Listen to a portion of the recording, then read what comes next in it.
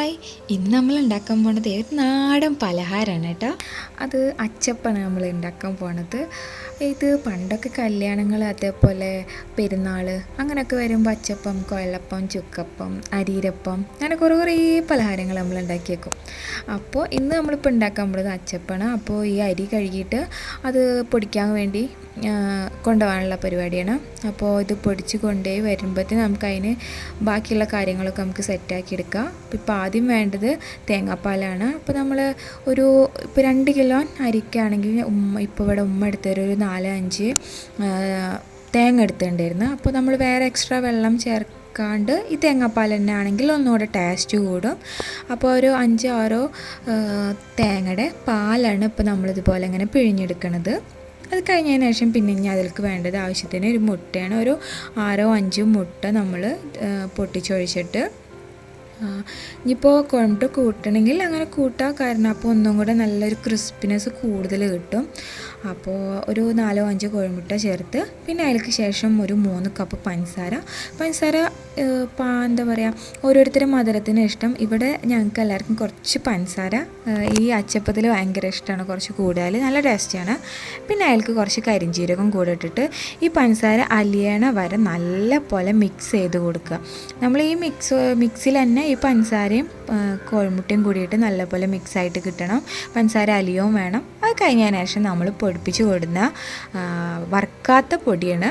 അപ്പോൾ ഈ വറുക്കാത്ത പൊടി ഒരു 2 കിലോൻ്റെ അടുക്ക് ഉണ്ടായിരുന്നു. അപ്പോൾ അതെല്ലാം കൂടിയിട്ട് നമ്മൾ ഇതിലിട്ട് കൊടുത്തിട്ട്, ഈ മിക്സിൽ ഇട്ട് കൊടുത്തിട്ട്, മുന്നേ നമ്മൾ എടുത്ത് വെച്ച പാലില്ല, തേങ്ങാപ്പാൽ ആവശ്യത്തിനനുസരിച്ച് ഒഴിച്ച് കൊടുത്ത് നമ്മളിതിന് മിക്സ് ആക്കണം.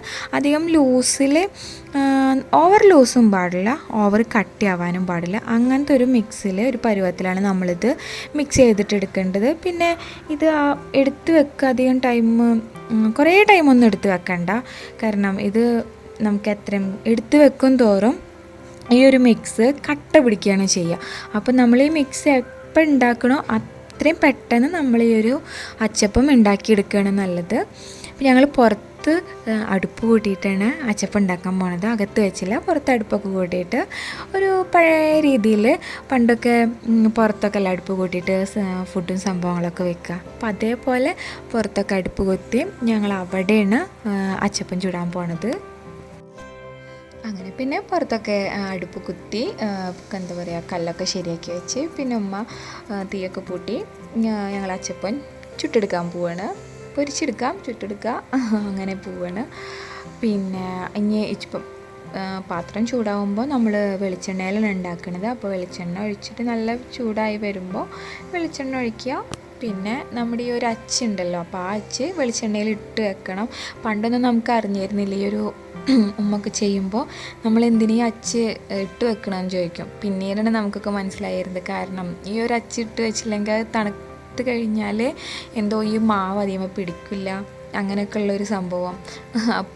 എന്താ പറയുക, കട്ട പിടിച്ചിട്ട് പിന്നെ അധികം വിടില്ല, അങ്ങനെയൊക്കെ പറയാനായിട്ടുണ്ട്. അങ്ങനെ ഇത് കഴിഞ്ഞതിന് ശേഷം പിന്നെ ഈ ഒരു സംഭവം തന്നെ റിപ്പീറ്റ് ചെയ്തുകൊണ്ട് ഇങ്ങനെ ഇരുന്ന് അങ്ങനെ പിന്നെ നമ്മുടെ അച്ചപ്പം റെഡിയായി. അപ്പോൾ നാടൻ പലഹാരം ഇഷ്ടമില്ലാത്ത ആരുമില്ലാന്ന് തോന്നുന്നു. അപ്പോൾ ഇതേപോലെ നാടൻ പലഹാരങ്ങൾ ഇഷ്ടമുള്ള ആൾക്കാർ ഈ ഒരു വീഡിയോ കണ്ട് ഇഷ്ടപ്പെടുകയാണെങ്കിൽ ഇതൊന്ന് ട്രൈ ചെയ്ത് നോക്കുക. അപ്പോൾ വീഡിയോ ഇഷ്ടപ്പെട്ടാൽ ലൈക്ക് ചെയ്യുക, ഷെയർ ചെയ്യുക, കമൻറ്റ് ചെയ്യുക. സബ്സ്ക്രൈബ് ചെയ്യാണ്ട് ആരെങ്കിലും കാണുന്നുണ്ടെങ്കിൽ സബ്സ്ക്രൈബ് ചെയ്യുക. പിന്നെ തൊട്ടടുത്ത ബെല്ലൈക്കൺ പ്രസ് ചെയ്യുക. അപ്പോൾ അടുത്ത വീഡിയോ ആയിട്ട് വരുന്നവരെ താങ്ക്സ് ഫോർ വാച്ചിങ്.